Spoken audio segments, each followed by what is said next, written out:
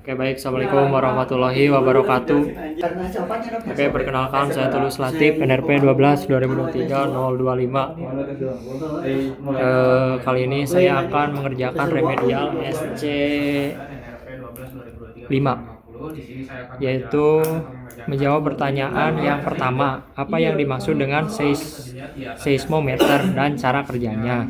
Jadi seismometer itu adalah alat untuk mendeteksi dan merekam getaran atau gelombang seismik yang berasal dari pergerakan tanah seperti gempa bumi, aktivitas vulkanik, atau pergeseran lempeng tektonik.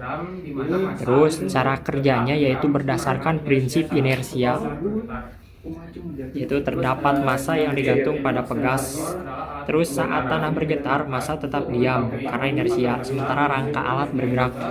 Perbedaan gerakan ini menghasilkan sinyal listrik yang direkam sebagai seismogram.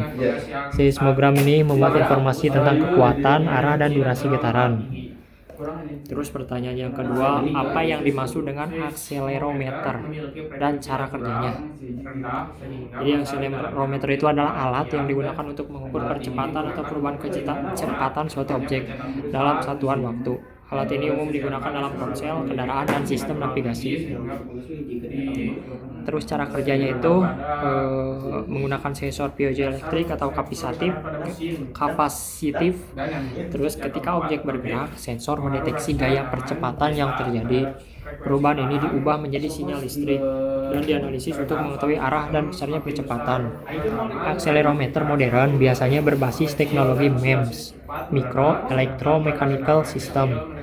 Terus yang terakhir, apa perbedaan antara seismometer dan akselerometer?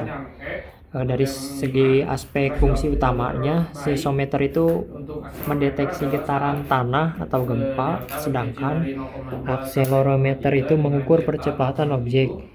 Terus dari sensitivitasnya, seismometer itu sangat sensitif terhadap getaran kecil, sedangkan akselerometer itu cocok untuk getaran kuat dan cepat. Prinsip kerjanya itu untuk seismometer inersia massa terhadap gerakan tanah, sedangkan akselerometer itu sensor piezoelektrik atau kapasitif. Aplikasinya, seismometer itu geofisika, pemantauan gempa.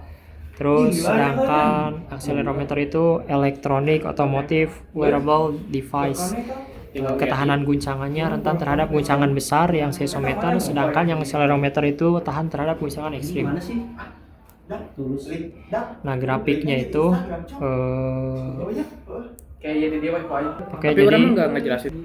jadi pertanyaan selanjutnya, grafik pada gambar itu adalah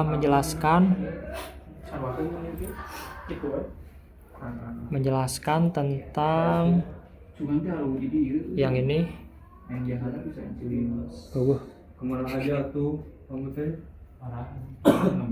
Menjelaskan tentang rasio redaman terhadap rasio frekuensi.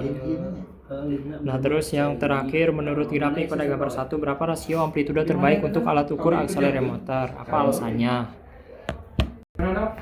Nah, untuk rasio amplitudo terbaik untuk akselerometer terjadi nilai redamannya mendekati 0,7. Alasannya, pada 0,7 kurva menunjukkan respon yang stabil dan tidak berlebihan di sekitar frekuensi resonansi. Terus tidak terjadi lonjakan amplitudo ekstrim seperti pada R sama dengan rasio sama dengan 0,1 atau rasio sama dengan 0,3 yang menyebabkan distorsi sinyal dan kerusakan sensor. Terus redaman ini cukup meredam resonansi, tapi masih sensitif terhadap getaran yang ingin diukur. Cocok untuk sistem pengukuran getaran yang butuh akurasi tinggi dan kestabilan sinyal. Sekian, terima kasih. Wassalamualaikum warahmatullahi wabarakatuh.